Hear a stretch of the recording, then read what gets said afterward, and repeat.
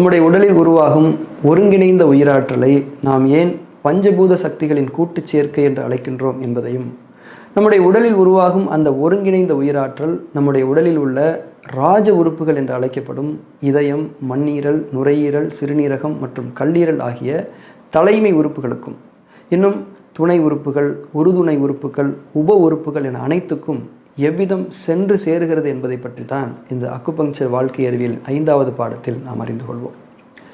மனிதர்களாகிய நமக்கு நம்முடைய மனதை பற்றிய புரிதல்களே மிக முக்கியமானதாகும்.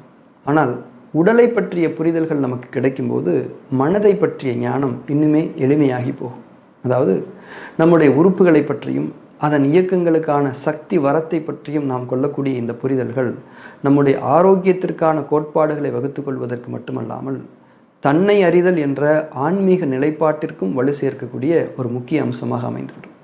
முக்கியமாக இந்த பாடத்தினுடைய புரிதல்களை கொண்டிருக்கக்கூடிய ஒருவர், உடல் என்பது ஒரு குழப்பமான கட்டமைப்பு அல்ல, அது ஒரு எளிய சூத்திரத்தின் அடிப்படையில் இயங்கக்கூடிய ஒரு நுட்பமான இயந்திரம் என்பதை அறிந்தவராக இருப்பார். இந்த அறிதல் ஒரு மனிதர் கொள்ள வேண்டிய ஒரு அடிப்படையான தெளிவு.